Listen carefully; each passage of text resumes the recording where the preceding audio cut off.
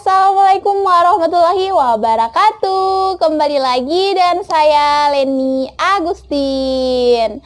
Di video kali ini saya tidak akan membahas tentang soal UMPTKIN lagi. Saya tidak akan membahas tentang matematika lagi yang mungkin membuat kalian pusing dengan penjelasannya, apalagi dengan soal-soal matematika yang agak rumit atau agak hot gitu. Jadi di video kali ini kita sharing-sharing saja mengenai cara belajar yang efektif berdasarkan pengalaman saya. Jadi ala Leni Agustin gitu ya. Oke, jadi saya ingatkan buat teman-teman yang belum subscribe channel ini, subscribe dulu, klik apa ya? Klik yang ada bacanya di bawah, subscribe. Kemudian jangan lupa like video ini dan share ke seluruh teman-teman kalian. Jangan lupa juga untuk follow Instagram saya Leni Agustin 10 dan info.ummptkn, karena di sana saya sering mengadakan pembagian voucher buat teman-teman agar nonton video saya. Oke, langsung saja mari kita nonton. Ini dia videonya.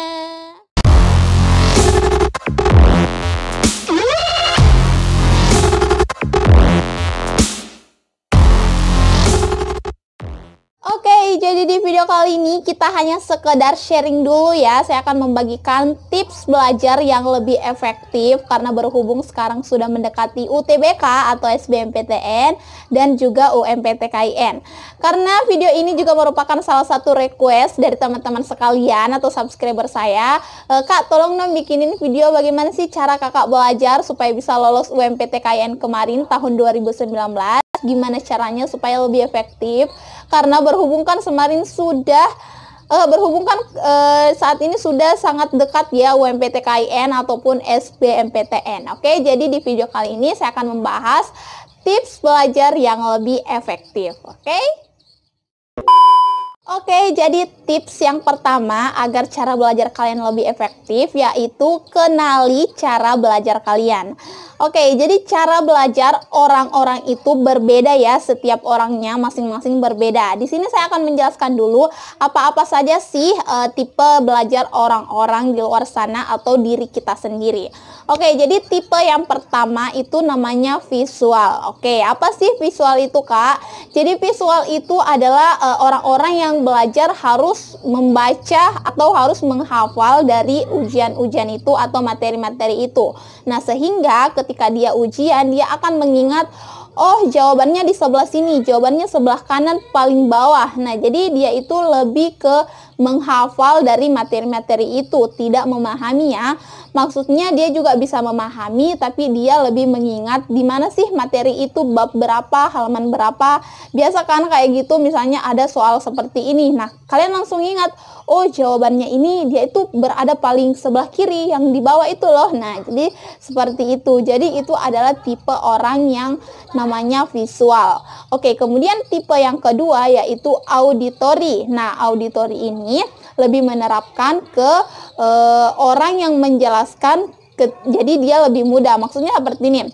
Misalnya saya kan mahasiswa atau pelajar. Nah, saya bisa memahami pelajaran tersebut ketika orang lain itu menjelaskan materinya. Jadi itu tipe yang auditory itu tidak bisa memahami ketika dia membaca sendiri, tapi dia butuh bantuan orang lain seperti guru atau dosen atau media-media pembelajaran yang lainnya seperti YouTube ketika dia dijelaskan. Jadi tipe auditory ini lebih mengedepankan dia pendengaran untuk menjelaskan. Berbeda tadi dengan visual, dia lebih ke penglihatan ketika dia membaca sendiri materinya. Nah, jadi visual dan auditory ini berbeda atau bertolak belakang. Satu yang visual yang harus membaca sendiri, ketika auditory itu dia harus dijelaskan sama orang lain. Oke, kemudian tipe yang ketiga yaitu kinestetik. Namanya itu dia harus belajar sambil mempraktekkan apa sih dari isi buku itu. Nah, jadi kinestetik ini khususnya untuk orang-orang yang suka praktikum gitu. Jadi dia lebih memahami ketika dia telah menerapkannya. Dia telah memahami setelah dia mempraktekkannya, apa sih maksud dari materi ini. Nah, jadi itu tadi 3 tipe-tipe orang belajar. Coba deh kalian komen, kalian tipe yang mana, kalian tipe visual, auditory, atau kinestetik. Jadi itu tadi 3 tipenya. Jadi tips yang pertama, kalian harus kenali dulu tipe kalian yang mana. Setelah kalian mengenali tipe kalian wajib untuk melakukan tipe-tipe itu, oke?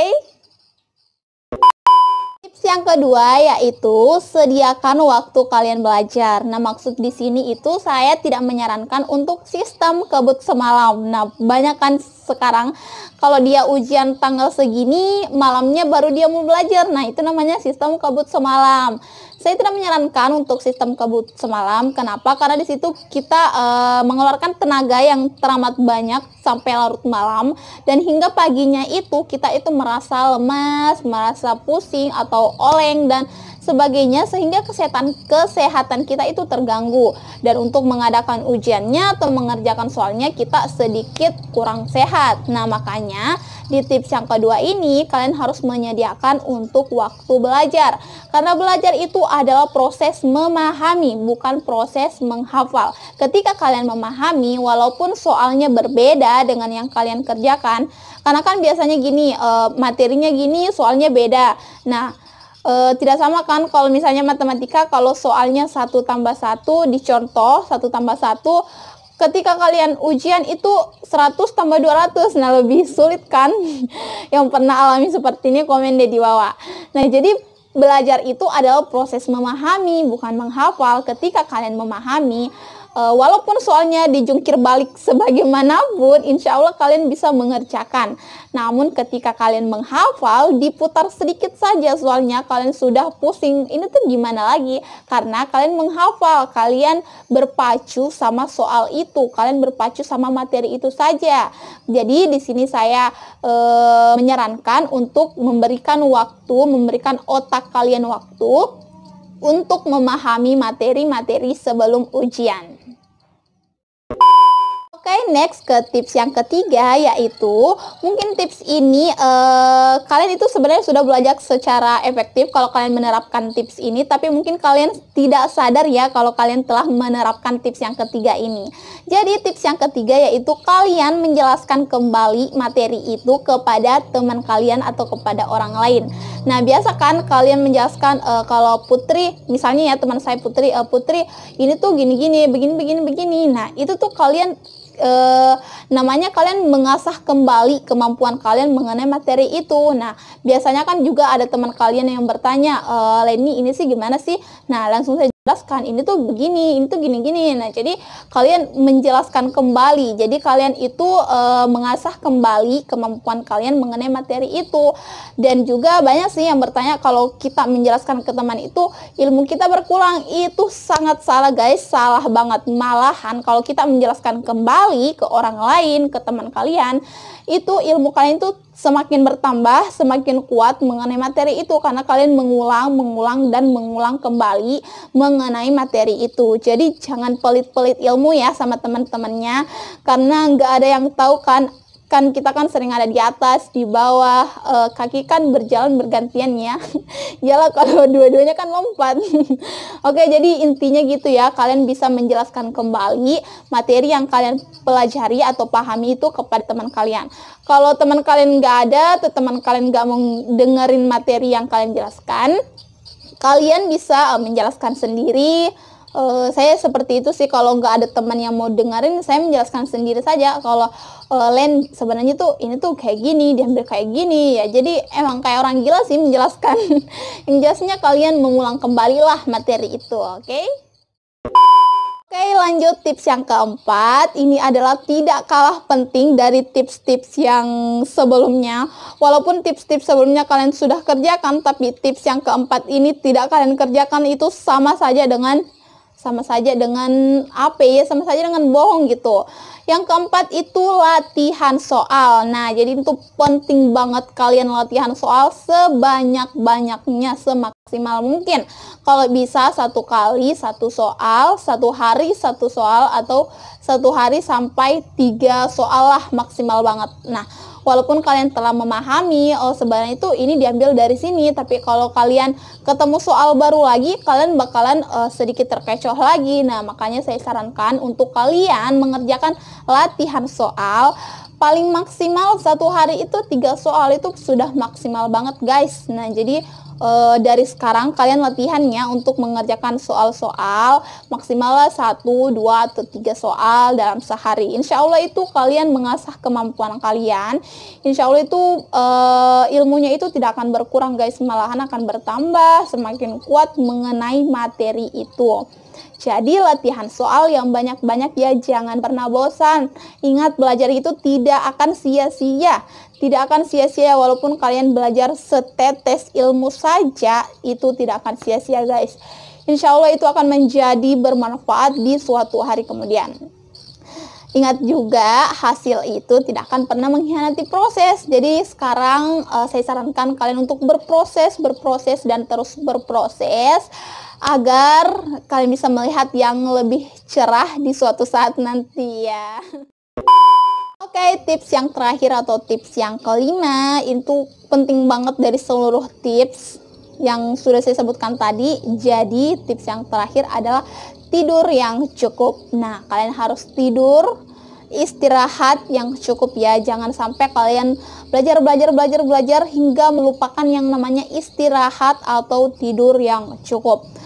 Kalian bagaikan otak kalian itu bagaikan seperti mesin ya, walaupun mesin mobil itu selalu perjalanan jauh nggak pernah istirahat, pasti dia juga bakalan panas banget dan akhirnya rusak ya. Nah jadi itu adalah seumpama sebagai otak kita. Nah walaupun kita selalu belajar hingga melupakan yang namanya istirahat, otak kita itu juga akan sedikit pusing atau oleng sehingga kesehatan kita akan terganggu. Nah, jadi walaupun kalian sudah belajar kemarin selalu belajar, tapi pada saat tes SBMPTN atau UMPTKIN kalian malah kurang sehat, nggak enak badan atau pusing. Nah, semua itu akan sia-sia guys. Jadi jangan pernah lupakan yang namanya istirahat. Jangan berkata kalau sebentar lagi UMPTKIN saya harus belajar, nggak boleh tidur, belajar. Jangannya, kalian harus tetap istirahat yang cukup. Istirahat itu penting banget untuk kesehatan kalian. Kalian harus menjaga kesehatan sebelum SBMPTN atau UMPTKIN. Oke, jadi istirahat yang cukup.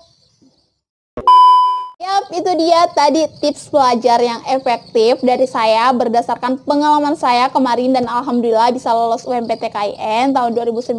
Semoga kalian bisa mengikuti jejak saya, amin, dengan lolos di PTKIN yang kalian inginkan. Ayo komen di bawah, amin. Komen ya supaya kalian bisa lebih semangat untuk belajar. Tips ini jangan kalian nonton saja ya, kalian bisa lakukan juga karena berhubung UMPTKIN semakin dekat. Jadi insya Allah kalian bisa menghadapinya ya. Oke, jadi jangan lupa untuk subscribe channel ini, like video ini, dan share ke seluruh teman-teman kalian yang harus mengikuti cara belajar yang efektif. Oke, jangan lupa untuk follow Instagram saya leniagustin10 dan info.umptkin, karena di sana kita sering mengadakan pembagian voucher gratis supaya kalian bisa menonton video aku. Oke, sekian ya video kali ini. Wassalamualaikum warahmatullahi wabarakatuh.